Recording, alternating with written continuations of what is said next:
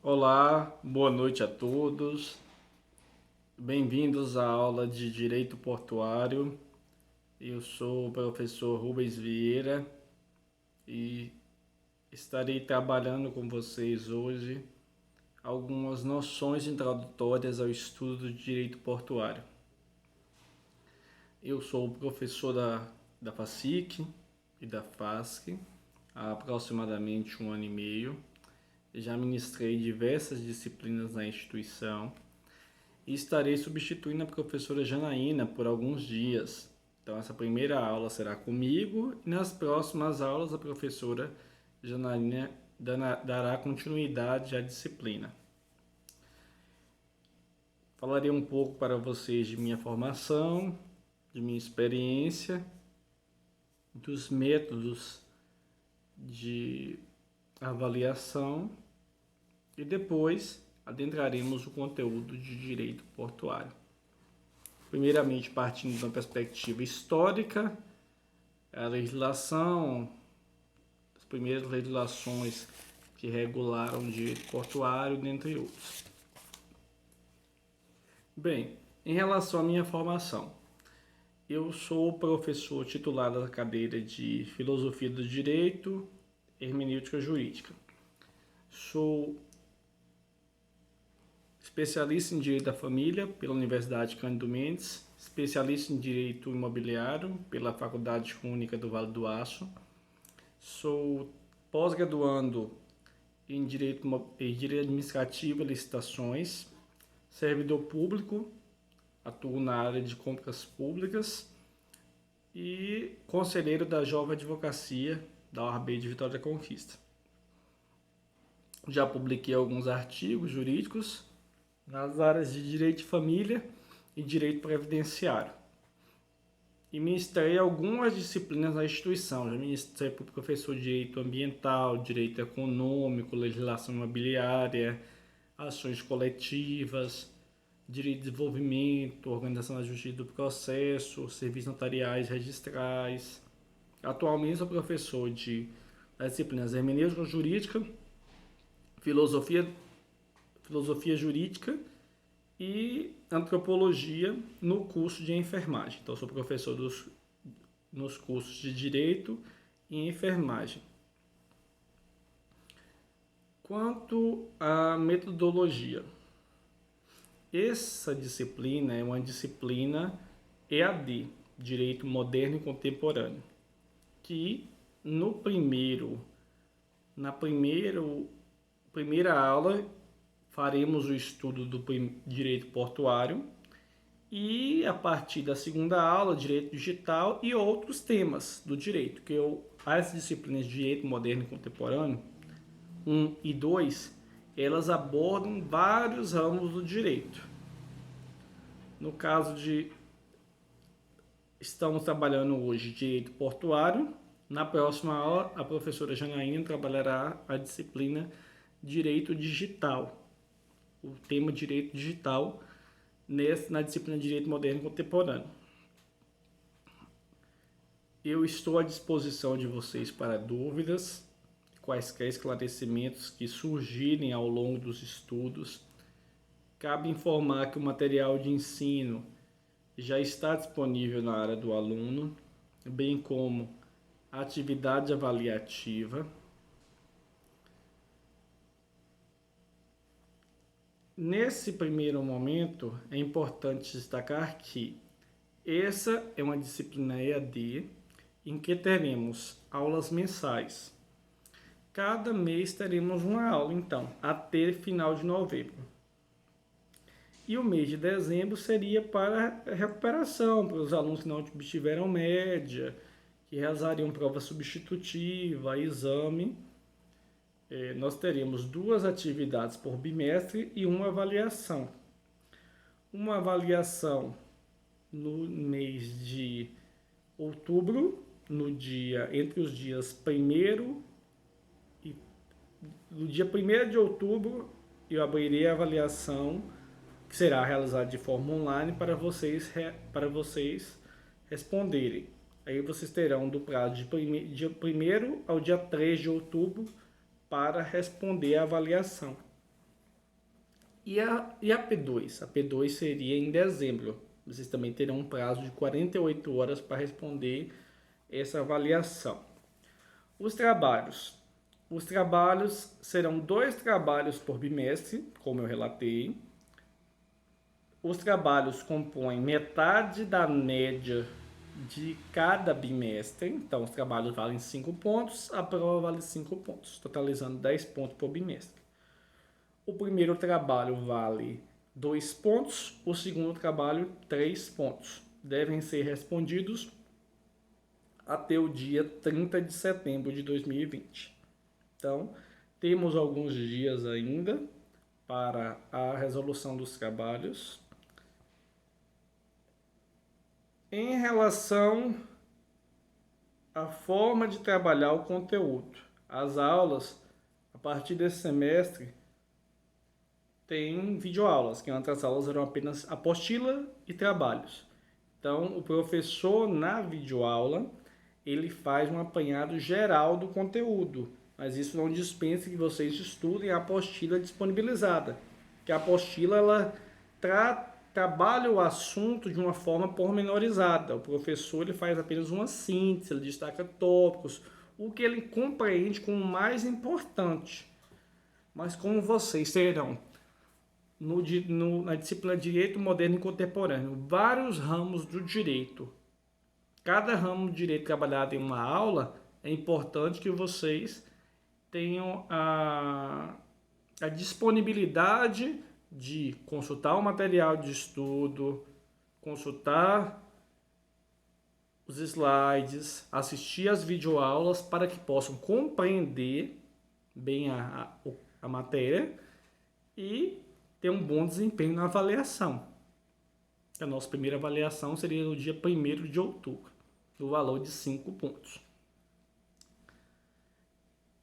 Vamos começar a tratar desse tema tão importante que é o direito portuário e que é um tema que não é muito trabalhado nas faculdades de direito.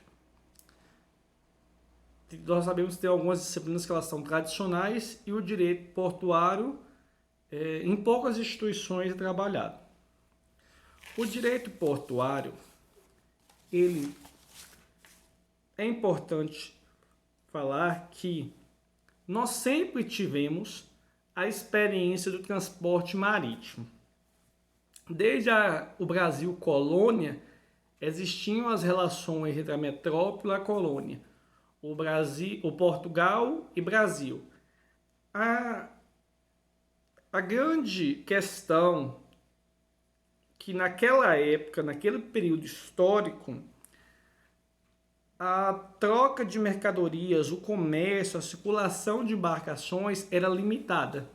Então, ele limitava-se entre a matriz, que seria Portugal, e a colônia, que seria o Brasil. Não era permitido que se ampliasse essa navegação, essa circulação, tanto de mercadorias como de bens. Então, a história portuária no Brasil teve como primeiro marco a atracação das embarcações portuguesas, que detinham a exclusividade na navegação. É importante que vocês tenham noção disso. Que em nosso país, a primeira manifestação das relações da história portuária data das navegações portuguesas em direção à colônia. Desde os primórdios do comércio marítimo mundial, sempre o porto esteve ligado ao quê? Ao lugar que as pessoas embarcam, atracam as embarcações onde vão circular o quê? Tanto mercadorias quanto pessoas. E essas riquezas que circulam, elas geram desenvolvimento.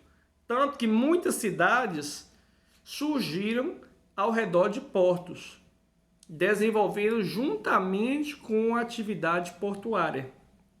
Então, a atividade portuária exerce uma grande relevância. Então, vocês estão tendo o privilégio de estudar este ramo do direito. como eu falei, que não é muito ofertado nas instituições de ensino superior. Alguns alunos eles têm conhecimento desse ramo em contato com cursos de pós-graduação, dentre outros, mas na graduação poucas instituições ofertam esse ramo de direito e os alunos é um ramo indispensável.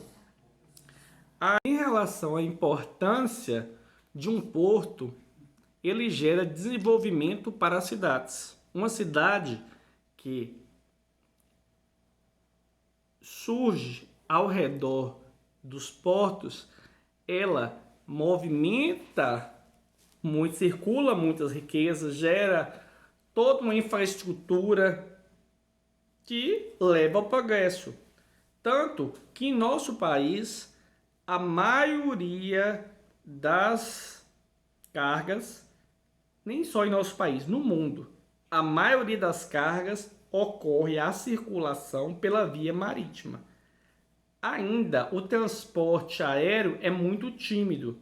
Então, essas cargas internacionais, eu relaciono, não as cargas nacionais. As cargas nacionais, o transporte é por meio rodoviário, pelas rodovias. Já o transporte das cargas internacionais, em 90% dos casos, ocorre pela via marítima.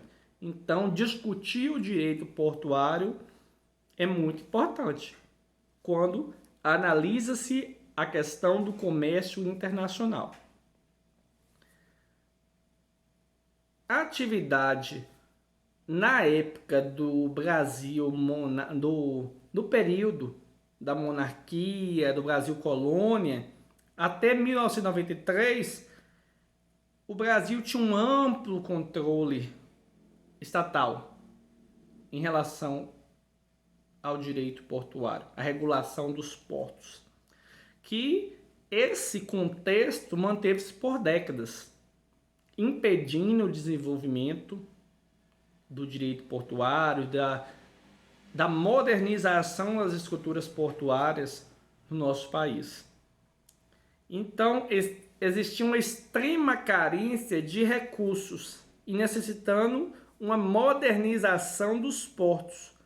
Diante dessa situação, o governo, no ano de 1993, decidiu criar uma lei, que foi a chamada Lei dos Portos, que trouxe diversas inovações. E que inovações seriam essas? Criação de novos terminais privados e arrendados, a criação do operador portuário, dentre outras medidas relevantes. Além disso, em 93 tivemos a primeira lei que regulamentava o direito portuário. Então, a Lei dos Portos, a Lei 8.630. Anos depois, em 2013, 20 anos depois, é sancionada uma nova Lei dos Portos, que é a lei que, por meio de decorrente de uma medida provisória. Por quê? Era necessário revitalizar, modernizar a realidade portuária. Nesses 20 anos, muita coisa tinha mudado e aquela lei de 93 era insuficiente. Era necessária uma nova lei, uma lei que analisasse o contexto atual do direito portuário, o crescimento da circulação de pessoas, de bens, e que abrangesse tudo isso. Então, as exigências do mercado internacional eram muito maiores do que as realizadas, as encontradas naquele contexto de 1993. Então, foi necessário a sanção da nova Lei de Portos em 2013, que foi a Lei 12.815. Essa lei procurou revitalizar e modernizar os portos brasileiros, com as exigências atendendo às exigências do comércio internacional, possibilitando novos investimentos em portos, melhoria na logística nacional e proporcionando mais conforto na movimentação tanto de pessoas quanto de mercadorias. Como ocorreu essa regulação portuária? Essa regulação portuária, que nova lei de portos, é um marco regulatório que tratou a exploração dos portos organizados e a instalações portuárias. Nessa legislação, ela previu uma série de medidas que poderiam ser adotadas, como concessão de portos, autorização para instalação de novos portos, arrendamento, dentre outros. Mas cabe informá-los que não era somente a lei de portos que previa a matéria do direito portuário. Nós temos alguns detalhes do direito portuário já presentes na nossa Constituição de 88. Por exemplo, o artigo 21, que trata da competência da União para explorar diretamente ou mediante autorização, concessão ou permissão os portos marítimos, fluviais e lacustres. Além disso, no artigo 22, então no artigo 21, trata da competência da União para explorar os portos marítimos. E no artigo 22, da competência privativa, ou seja, somente a União pode legislar em relação a esse tema. Para legislar em relação a regime de portos, navegação lacustre, fluvial, marítima, aérea e espacial. Então, a competência privativa para legislar sobre portos é da União. Ele pode, dependendo da situação, autorizar, fazer uma concessão, arrendar aquele porto, mas a competência é da União. Ele pode autorizar a instalação de um porto privado. Então, o artigo 175, então 175 da Constituição Federal, prevê que é dever do poder público, diretamente ou sob o regime de concessão ou permissão, por meio da licitação, a prestação de serviços públicos. Então, o poder público, de forma direta ou sob regime de concessão, por meio de licitação, realizará a prestação de serviços públicos no âmbito do direito portuário. Então, são dos princípios gerais da atividade econômica. O artigo 175. Entre as obrigações da atividade econômica, uma obrigação de manter um serviço adequado, respeitar os direitos dos usuários, regular a política tarifária. A lei também vai dispor sobre o caráter do contrato de prestação de serviços públicos, a validade, possibilidade de prorrogação, rescisão, dentre outros. Então, a regulação portuária, ela vai decorrer da permissão da União para legislar, para regular sobre e fiscalizar a atividade econômica ligada aos portos. Essa política do Estado, ela tem por finalidade regular a entrada e saída de pessoas, bens, mercadorias pelos diversos portos localizados ao longo do litoral brasileiro. Então, ela visa regular a relação de circulação de pessoas e bens no território nacional, nos portos do litoral do território brasileiro, oferecendo o quê? Um serviço de qualidade, regulando a tarifa, ditando as regras em relação à concessão, ao prazo para concessão, possibilidade de prorrogação, dentre outros. Então, o marco regulatório de 2013 trouxe algumas alterações, como a centralização pela administração pública dos serviços públicos de importação e exportação em portos organizados, garantindo maior celeridade e eficiência das operações de comércio exterior. E nós falamos de portos, e existe algum órgão, alguma secretaria que formula políticas e diretrizes para o desenvolvimento do setor de portos? Sim. A Secretaria Especial de Portos, que está vinculada à Presidência da República, tem como área de formulação retificando.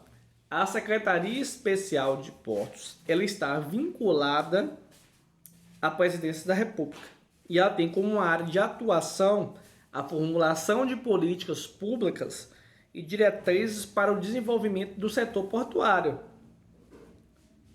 instalação de portos, tanto fluviais, lacustres, promover a avaliação do setor, de programas, de projetos,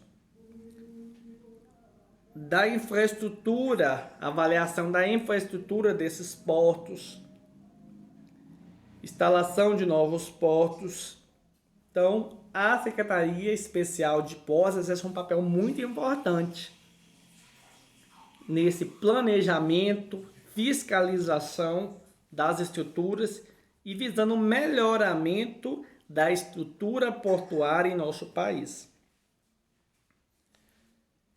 Além disso, compõe as atribuições da Secretaria Especial de Portos a outorga a aprovação dos planos de desenvolvimento e zoneamento nos portos marítimos, fluviais e lacustres, bem como a fixação de compromissos, metas, desempenho empresarial traça-se uma meta do que é esperado para o desenvolvimento no âmbito portuário, visando a eficiência, competitividade das atividades portuárias. Em 2013, como eu disse, em 2013 teve a nova Lei de Portos, que prevê uma série de medidas para modernização dos portos brasileiros. E essas medidas, elas incentivam a modernização da estrutura portuária,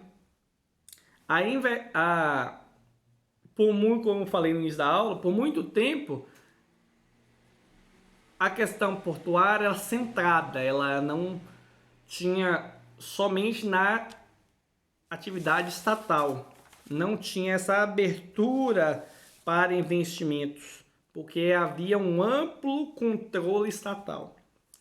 Com essa nova lei, que possibilita inclusive a autorização de novos portos, autorização para instalação de novos portos, concessão, ou seja, para que outra empresa privada administre essa estrutura portuária, aumenta-se os investimentos no setor, uma redução de custos, a busca de eficiência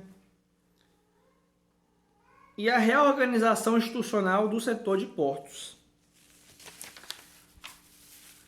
E qual agência regulamenta o setor de portos no Brasil? Nós temos a Secretaria Especial de Portos, que ela está relacionada à formulação de políticas públicas, de planejamento, modernização, fiscalização de eficiência, dentre outros.